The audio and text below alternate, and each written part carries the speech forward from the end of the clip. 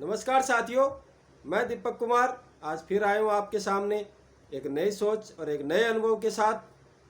साथियों, आज का जो मेरा विषय है वो मेरे काफ़ी साथियों ने मेरे को पूछा था कि ये जो भंडारे में हम खाने जाते हैं, जो भंडारा या स्वामणी जो होती है उसके अंदर हम खाते हैं, कई बार बुलावा आता है, कई बार बुलावा नहीं आता है भंडारों के लिए।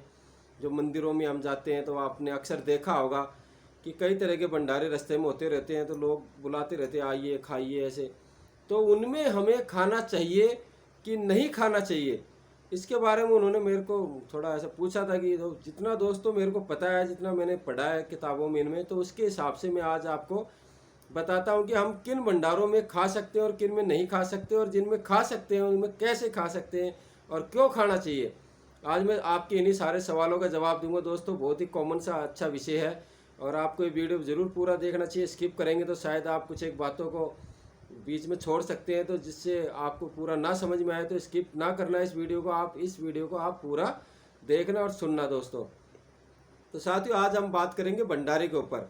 साथियों, कई बार हम जैसे कि देवी स्थल के ऊपर जाते हैं घूमने फिरने के लिए, तो वहाँ पर काफ़ी तरह के भंडारे लोगों के चले रहते हैं। कुछ तो दानी लोग होते हैं, वो हमेशा कंटिन्यू अपना भंडारा लगाए रखते हैं। कुछ लोगों की मन्नतें पूरी होती हैं, तो उनका बोला होता है कि भाई मेरी मन्नत पूरी हो जाएगी तो मैं इतने ऐसे ऐसे भंडारा करूँगा। कुछ लोग हमारे घरों में भी स्वामणी आदि ये करते हैं, तो हमें बुलावा भेजते हैं।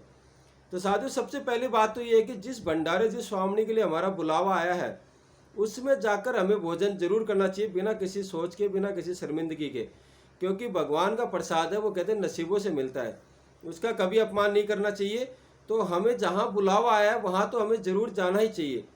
दूसरा साथियों, जिस देवी स्थल पे हम दर्शन करने गए हैं और वहाँ पे भंडारा हो रहा है और हमें बुला रहे हैं लोग इशारा करके या मिन्नत करके कि भाई आइए भोजन कीजिए, तो साथियों वहाँ पर भी हमें भोजन जरूर करना चाहिए, क्योंकि वो भी एक भगवान का प्रसाद है, उस देवी स्थल का प्रसाद है, तो वो हमें जरूर ग्रहण करना चाहिए। लेकिन साथियों, हमें इसमें ये बात का ध्यान रखना चाहिए कि जिस देवी स्थल के नज़दीक हमारा घर है और हमें बुलावा नहीं आया है, तो हम वहाँ पर भंडारा रोज़ रोज़ नहीं जाकर खा सकते, उसका हमें पुण्य नहीं मिलेगा, वो हमारे लिए एक तरह से पाप ही है। हाँ, हम थोड़ा बहुत प्रसाद, हम मान लो दर्शन करने के लिए जा रहे हैं, चाहिए हमारा घर वहाँ है, लेकिन हम माता के उस बाबा के या जो भी देवी स्थल का दर्शन करने हम जा रहे हैं, तब हम वहाँ का प्रसाद ले सकते हैं। केवल भंडारा खाने के उद्देश्य से हमें जाकर भंडारा नहीं खाना चाहिए। दूसरा साथियों, मैं बात आपको एक कहानी के द्वारा समझाने की कोशिश करता हूँ, उससे आपको बहुत अच्छी तरह समझ में आएगी कि भंडारे का खाने का महत्व क्या है, उसके हमें क्या लाभ है। तो साथियों, एक बार क्या होता है कि एक सेठ जी होते हैं, और सेठ जी बड़े ही ऐसे दानवीर होते हैं, काफ़ी पैसे वाले समर्थशाली होते हैं, उनके पास किसी चीज़ की कमी नहीं होती है। तो उनको अचानक विचार आता है कि भाई मैं एक ऐसा भंडारा शुरू करूँ जो कि चलता रहे, कंटिन्यू निरंतर चलता रहे और रोज़ वो भंडारा हो। तो उन्होंने एक अपना जो इष्ट देवता थे, जो भगवान थे, उनके मंदिर के बाहर उन्होंने एक भंडारा स्टार्ट किया, शुरू कर दिया। अब रोज़ लोग वहाँ देवी दर्शन के लिए आते और सेठ जी के भंडारे में खाते और जाते रोज़। तो सेठ जी एक दिन चले गए अपना भंडारा देखने के लिए कि भाई कैसा चल रहा है, क्या हो रहा है। तो सेठ जी जब जाके देखते हैं भंडारे में, तो काफ़ी लोग वहाँ अच्छा भोजन बना हुआ है, लोग खा रहे हैं, काफ़ी प्रसन्न है, खुश हैं।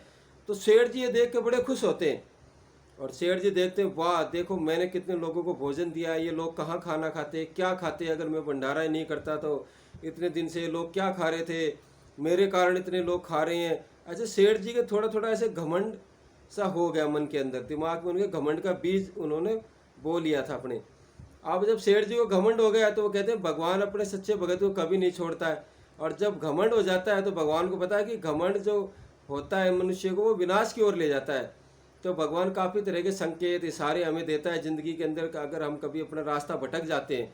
तो जब भगवान का सच्चा भगत वो भटकने लगा तो भगवान ने उसे भी संकेत देने का इशारा दिया, कि कुछ इशारा देने के सोचे कि भाई मैं इसको कुछ ऐसा सबक सिखाऊं ताकि ये अपने वापस सदमार्ग पे आ जाए और ये जो घमंड उसके मन में हुआ है वो ख़त्म हो जाए।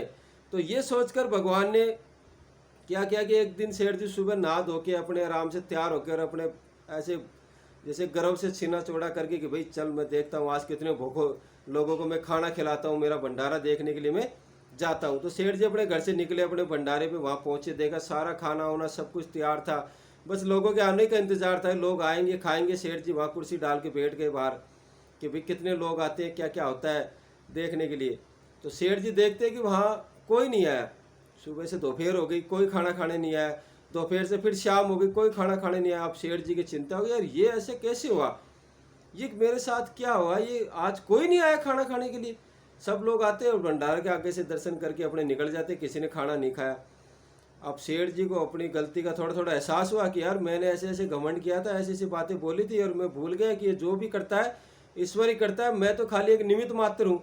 ये सोचकर सेठ जी भागे अपने देवता के पास और सीधे मंदिर में जाकर भगवान के, माता के, जो भी उनका इष्ट देव था, उसके चरणों में गिर गए और माफ़ी मांगने लगे कि भगवान आपने मेरे को वापस सही मार्ग दिखा दिया, मेरे से गलती हो गई, मैंने घमंड कर लिया अपने आप के ऊपर, मैंने सोचा मैं ही लोगों को खाना खिला रहा हूँ, ये कर रहा हूँ, मैं तो एक निमित्त मात्र हूँ, आपने तो बस मेरे ऊपर कृपया दृष्टि करी थी कि मैं ऐसा कुछ पुण्य का काम करूँ, ये सब तो आपका ही करने, आपकी ही कृपया है सब कुछ, ऐसे उसने माफ़ी मांगी। तो फिर भगवान ने उसको जवाब दिया, एक शिक्षा दी भगवान ने, वही कि भाई देखो ऐसा है सेठ जी, आपने भंडारा किया, आपने सारा भोजन सब कुछ तैयार किया, आपने देखा भाई मैं पुण्य कर रहा हूँ लोगों को खाना खिला के, लेकिन ऐसा नहीं है, लोग भी तुम्हारे ऊपर पुण्य कर रहे हैं, क्योंकि आपने सारा भोजन बनाया, खाना बनाया, सब कुछ तैयार किया, मगर लोग खाने नहीं आए। अगर तुम्हारे भंडारे में खानेंगे नहीं, आप जो स्वामनी कर रहे हो उसके अंदर कोई स्वामनी खाने नहीं आएगा, तो वो स्वामनी क्या सफल होगी? नहीं होगी। इसलिए ऐसा मत सोचो कि भाई मैं खाना खिला रहा हूँ तो मेरा ही पुण्य, नहीं, जो खाना खाने आ रहा है तुम्हारी स्वामनी में, भंडारे में, उसको भी पुण्य मिलेगा, वो भी भगवान का प्रसाद ग्रहण कर रहा है, तो उसके भी अच्छे काम बनेंगे, अच्छा चीज़ मिलेगी उसको, क्योंकि वो भी पुण्य का ही काम कर रहा है। तो इसलिए साथियों कहा गया है कि भंडारा भी जभी, स्वामनी भी जभी सफल होगी जब खाने लोग आएंगे। हम खाना बना रहे हैं, सारा काम कर रहे हैं, मगर कोई खाने नहीं आया, तो क्या हमारी स्वामनी, हमारा भंडारा सफल होगा? कभी नहीं होगा।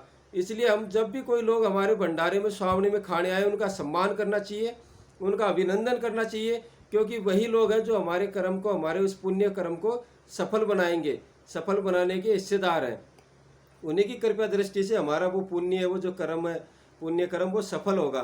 तो साथियों कभी भी आप जाओ तो इन 2-3 चीज़ों का ध्यान रखना कि भंडारा अगर आपको बुलाया गया है तो ज़रूर खाना चाहिए। कभी किसी प्रकार कोई शर्मिंदगी महसूस नहीं करनी चाहिए कि भाई भंडारा है मैं थोड़ी खाऊंगा, मैं तो इतना अमीर आदमी, उसे नहीं साथियों, वो भगवान का प्रसाद, वो हमें ग्रहण करना चाहिए। दूसरा साथियों, एक बात और मैं यहाँ साफ कर देता हूँ कि जैसे पैदल यात्री जाते हैं कई बार, जैसे खाटू श्याम जी के कुछ कावड़ यात्रा है, ऐसे अलग अलग देवी देवताओं के पैदल यात्री जाते हैं, उनके लिए जो भंडारा लगा है वो केवल पैदल यात्री जो जा रहे हैं उन्हीं के लिए होता है। उसके अंदर हमें कभी भी भोजन नहीं करना चाहिए, कभी भी उस भंडारे का हमें भोग नहीं करना चाहिए। दूसरा साथियों ऐसा है कि जिस भंडारे में हमें बुलाया नहीं है और हम देवी स्थल के ऊपर दर्शन करने के लिए जा रहे हैं और वहाँ वो भंडारा लग रहा है, तो भी अगर हमें कोई बुला रहा है, इशारा कर रहा है, विनती कर रहा है आइए खाइए, तो हमें ज़रूर खाना चाहिए, अपना अहम को त्याग देना चाहिए। वहाँ नीचे बैठ के आराम से, जहाँ भी उन्होंने व्यवस्था कर रखी है, उस हिसाब से उस भोजन को ग्रहण करना चाहिए। वो भगवान का प्रसाद होता है, उसका पुण्य मिलता है। मगर अपने निजी स्वार्थ के लिए कि भाई आज का मेरा भोजन नहीं बनाना पड़ेगा, आज तो चलो वहाँ भंडारा, वहाँ खा आते हैं, आप देवी दर्शन के लिए नहीं जा रहे, केवल भंडारा खाने की सोच के जा रहे हैं, तो हमें ऐसे भंडारे का त्याग करना चाहिए। ऐसे भंडारे में नहीं खाना चाहिए जहाँ हमारा बुलावा नहीं आया और हम उस देवी स्थल के दर्शन करने के लिए नहीं जा रहे, केवल अपने स्वार्थ के लिए हम वहाँ जा रहे हैं, तो ऐसा भंडारा हमें नहीं खाना चाहिए, उससे हमें पुण्य नहीं पाप ही मिलेगा।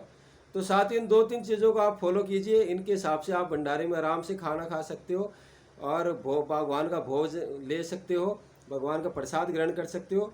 जो मैं एक बार फिर आपको शॉर्टकट के अंदर बता देता हूँ, जिस भंडारे में हमें बुलाया है वहाँ हमें खाना चाहिए। जिस देवी स्थल के ऊपर हम दर्शन करने के लिए जा रहे हैं और वहाँ कोई भंडारा हो रहा है, वहाँ हम भंडारा खा सकते हैं। जिस पैदल यात्रा में या कावड़ यात्रा में हम शामिल हैं और वहाँ कोई भंडारा हो रहा है और वहाँ हम खा सकते हैं, मगर अपने निजी स्वार्थ के लिए हमें किसी भंडारे का भोग नहीं करना चाहिए।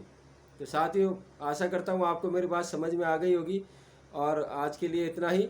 धन्यवाद। अगर मेरी कोई बात का बुरा लगा हो तो माफ़ करना और लाइक कमेंट्स करके आप मुझे अपने अनुभव बता सकते हैं और मुझे क्या क्या सुधार करना चाहिए, कौन से विषय पे बोलना चाहिए। मेरे काफ़ी साथी मुझे पूछते हैं, मुझे बहुत अच्छा लगता है। आप भी अपना कोई विषय, कोई सब्जेक्ट मुझे बता सकते हैं, मैं उसके ऊपर आपको ज़रूर वीडियो बना के दिखाऊँगा, मतलब लाऊँगा। तो साथियों आज के लिए इतना ही। नमस्कार, धन्यवाद, जय माता दी।